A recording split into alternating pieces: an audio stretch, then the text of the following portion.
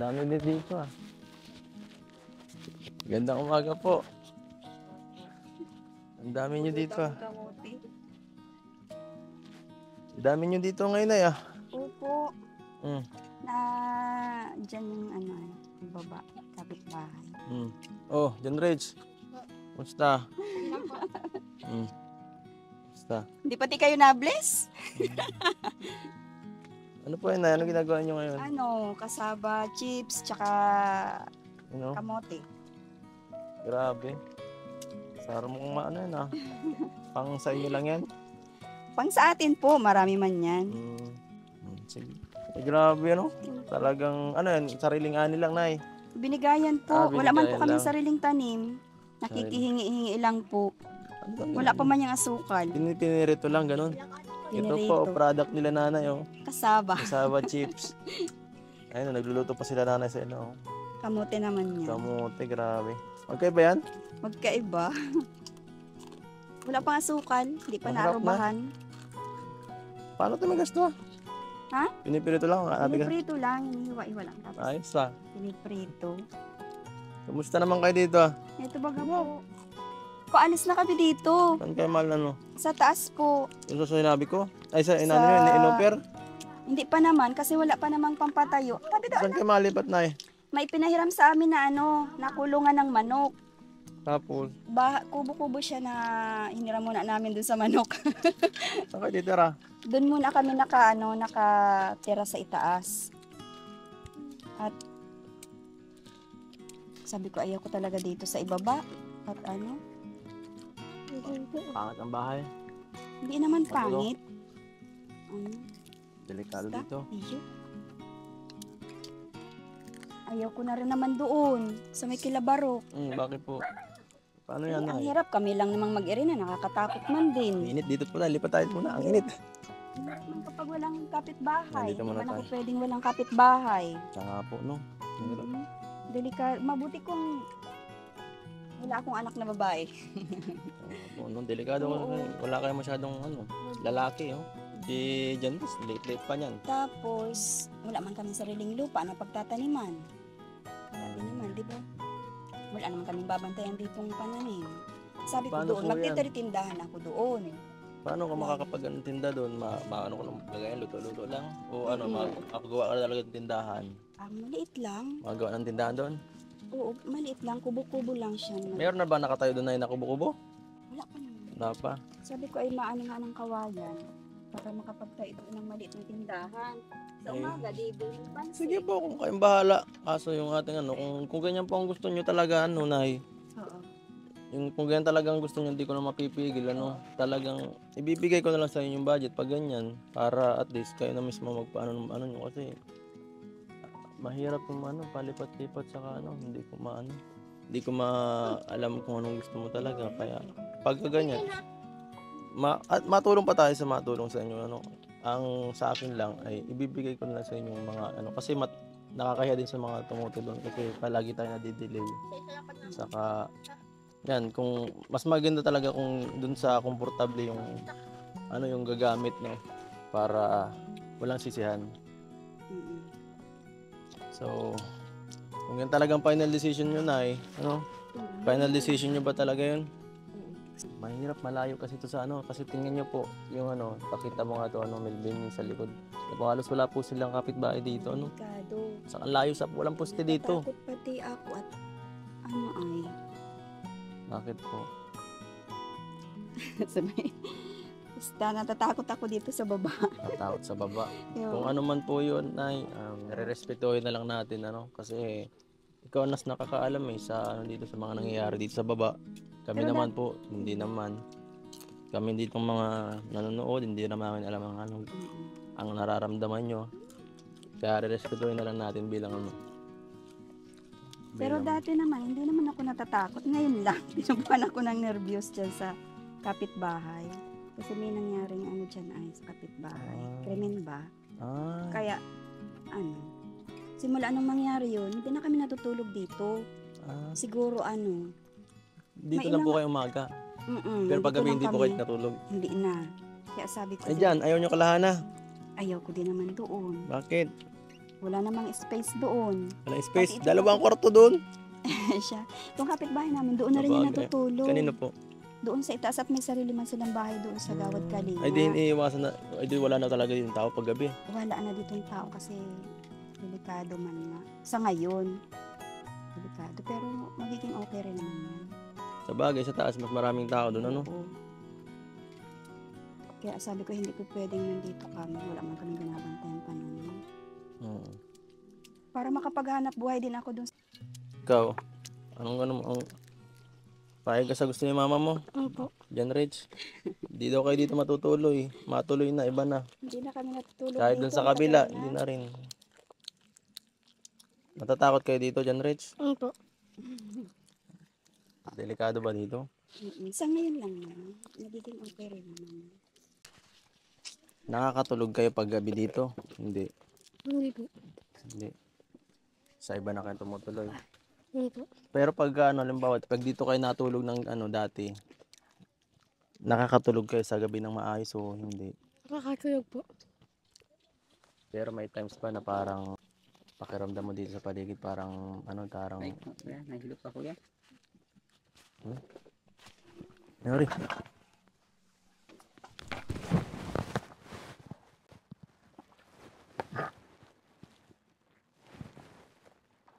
Hawak doon itong camera. Video mo daw kami.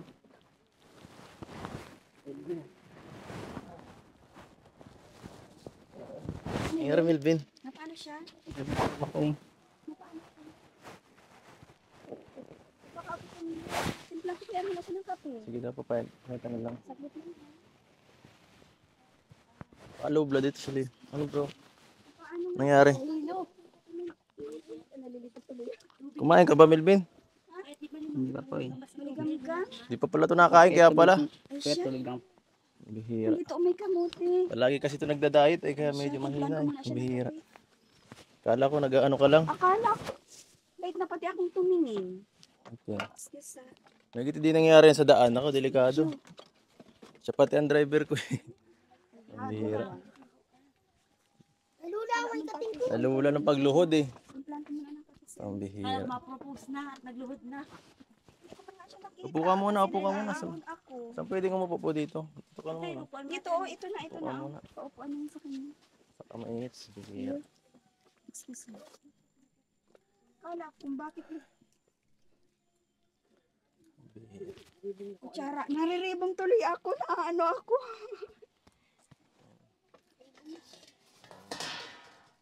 Magkain ka mo ng kamote. Kain ka Wala muna. nga lang yung timplang ano. Kumain ka muna. Ano ba yun? Asukal. Eh, tulog lang po na eh. Dapat maligam ka. Kape, kape, ayaw mo ba? Kahit dito, oh. Kahit na Painamin daw po tubig. Medyo na. Sibuyo ang klase. Awkward na ako. Ako kasi pag nakakaano ng ganyan, madali ako magpanik. Kain ka muna. Timplahan ko siya ng kape. Baliktad na pati yung camera. Binabaliktad mo yung camera. Ay. Nagulat. Yan po, ganyan po talaga kahirap minsan Di natin masyadong di sanay sa ating gawa. Ay, nahimatay. Maigi na lang, nandito ako kasi kung solo lang siya dun sa may delikado. Hindi anak. Sinaan ko yung kape. Ang dami pa naman nasa timba na yata. Tuwi na po. Hindi na. Bumalik na. Mainit po kasi. Masakit po kasi ulo ko eh. Masakit daw ang ulo. May bigol ka ba dyan na? Yung mga gamot ko nasa itaas na. Yun po sa mission natin. Hindi inaasahan nangyari. Nahimatay kasama natin. Pahinga ka muna dyan. Magkain ka na muna ng bansa. Ano Hindi yan? ko alam. Nakaano pa ako dyan. Paluhod ka na. Di mo na alam na nagluhod ka? Hindi po. Bihira. Naantok po eh. Masakit po sa ulo ko eh. Nasabi ka pag nagaganong ka, Tara, di tayo delikado kasi. Baka tayo mabundol pag ganyan. Pag nagdadrive, di naman. Ay, Hindi po. Ito na po. Magkain ka na muna ng ano? papalit daw po. Magkain ka na muna ng... Galing po sa ibang bansa, doon sa pamangkin ko. Parang, Hindi po. Salamat. Akala ko na paano lang. namatay po. Sa init. Sa init, saka wala pang kinain. Di pa siya nag-almusal niya kanina, di ko alam.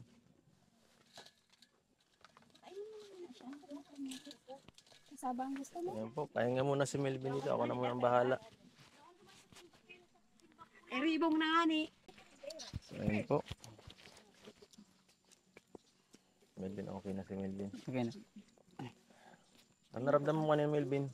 Naan po yan, nahilo pang po. Nahilo. Biglang nahimatay si Melvin eh. Tapos, anong pakiramdam mo kanina nung nahihilo ka parang... Dumudi lang po yung ano ko, palingin. Tapos, Kanina. Tapos po, yung pinako sa yung camera, yun na po. ay bagsak mo na nga eh. Tapos, Di na pa kinaya eh. hindi na kinaya. Mahigit na kapag sabi ka sa akin kaya ano kita nating... Hindi ko man nakita. Hindi mo rin nakita. Pag ano ko ay, pagkaahon ko noong ano kamuti, napatin ako sa inyo, nakaganon na kayo. Hindi mo nalaman, sabi mo kanina, hindi mo nalaman, nakaano ka na. Opo. Nakaluhod ka na. Mahigit na hawakan ko. Nakaluhod. Kundi bagsak siya na siya dyan sa mga bato. Kain ka na muna ng Sige kamuti. Tsaka ilan mo nang mainit. Para Hirap talaga ano. Kapag di ano. wala pa naman akong sinaing. Wala ring Nagtitipid. ulam pa. Nagtitipid ka yata eh. May ano man dyan, may papaya. Nagda-diet ka ng todo siguro eh. Hindi ko pa nagugulay. Sa edad kasi ni Melvin, hindi siya. Medyo ano siya. Ilan Medyo na bang edad maluhod. niya? Di su- Ayos na po. Ayun. Okay na daw. Ako na muna ang mag-drive. Sige po. Sama pa ako yan? Ha? Sama pa ako? Oo, kasama ka muna. O magluluto ka Pang na. sariling ano lang yan na pang sariling luto Oo. lang. Oo. Pagkain nyo lang yan ngayong ano, Oo. tanghalian. Libangan. Habang may ginagawa, sige ang kain-kain ng mga bata. Hmm, Hindi man ako nakakapag Tinda. nakakapagtinda sa ngayon. ilan linggo na po? Mga 2 weeks na 2 yata. weeks na din ako. Hindi na ako nakakapagtinda. Ay, yung ano po Kaya yung... nagpaplano na akong mag-display ng paninda doon sa may school. Ay, tama po yan. Tama yun. Maganda pong idea yun. Oo. Nagpaalaman na ako doon, kaya lang hindi pa ako nakakapagdala. Sige po. Suportado namin kayo. Yan. Maganda pong idea yan para at least talagang desidido kayo na ano talaga magkaroon talaga ng sariling income din ano. Maganda yun. Para at least kahit papaano kahit minsan ay at least 2 times naman tayo makabisita sa inyo, meron kayong pangkonsumo Oo. sa sarili ng ano, Mga 2 weeks kayo hindi nakarating dito, Mm. no? Ay yung Busy ano, yata kayo. medyo naging busy. Ay yung doon po sa kabila, wala na, tapos na. Sa kabila. Yung sa paghihimay baga ng mani, Tapos na. tapos na. 1 week lang yun. Nakihimay na nga kami ulit dyan ay Kabila naman. Nagpaani. Sa susunod dyan na naman. Sa kabila. So, ayan. Ano? Ang sarap ng kain mo. Sarap ng kain mo, ano? Sino ang pangalan mo? Yaya. Si Yaya. Yaya po. Si Yaya. Si Yela. Ano Yela? Kumusta ka dito, Yela? Okay lang po. Okay lang. Okay lang, oh. Anong kinakain mo, Yela? Kamote. Kamote, masarap. Anong masarap? Kamote yung Jollibee? Kamote yung kinain tayo sa SM. Ano? Parehas? Ay, parehas. Siyempre masarap yan at luto yan ni mama ay. Ni mama mo. No? Bawal ang maarte. Tama yan, Nela. Di ka dapat maarte sa pagkain. Para kahit ano po. Sanay man yun. Tama po yan para Kahit nga lang istawyo. lang istawyo. Grabe naman. Tipid naman na yun. Hindi nga, pag wala kaming pangulam na hindi ako nakakagulay, walang maiulam, lang istawyo. Anong pinaka hindi nyo gustong kinakain nyo dati? Anong pinaka masama na klase? Pinakamasama ng Hindi yung klase. parang alam mo yung tao, yung may mas matama ba yung paasin lang o wala lang talaga? Ano Wala pinaka? naman kami inaayawan. Ay, yung dati? Oo. Kahit Kasi sanay, asukal, sanay naman ganyan kami lang. sa hirap. Kahit nga asin lang o asukal, basta may malamnan lang ang tiyan. Hirap. Wala nang sustansya yun eh. Oo, minsan, pag walang wala talaga. Ganun kami. Ganun ka. Pag gutom mo na yan, nakarain mo na yan, kahit kahit walang ulam, Totoo yun, Jan Renz. Hindi ka nagre-reklamo. Alam na, wala na bang fried chicken ulam dito? Palagi nilang ganito. Ikaw, baka ikaw nagrereklamo ka ha. Nakik- Hindi ko problema yan pagdating sa ulam at kahit ano na. Kahit ano, sanay sila sa ulam na ganito Ano ba? Sanay sa hirap. sanay sa hirap. Maganda rin yung sanay sa hirap kasi Oo. madaling hindi mahirap parang makisamahan. Oo. Ang importante, meron kaming bigas. Ay, Kahit walang pang-ulam, kahit ano na lang dyan, makagisa-gisa lang kahit ano. Opo, tama yan, tama. Makasurvive pa. Ito survival foods to, kamuti, murang-mura tapos yan kahit Hiningian lang ito. hingi lang pati, libre lang. Kahapon, naggata kami, ginataang kamote tsaka kanggos. Ngayon naman prinito ko yung tira. Tira lang ito kahapon.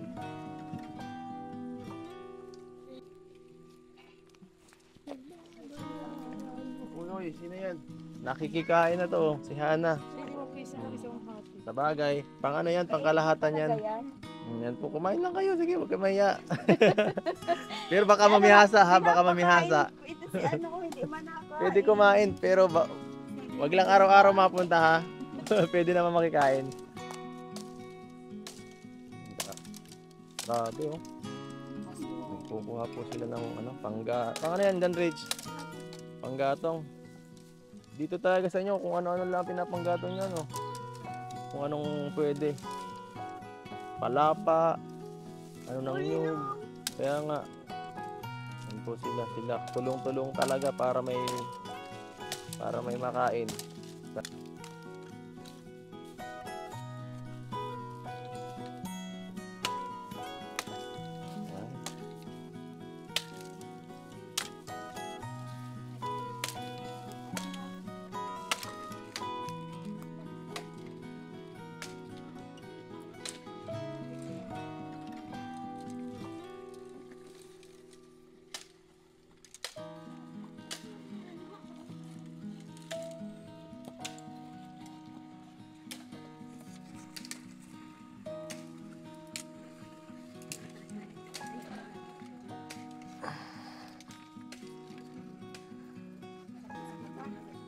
Okay, may konting iabot tayo para sa inyo.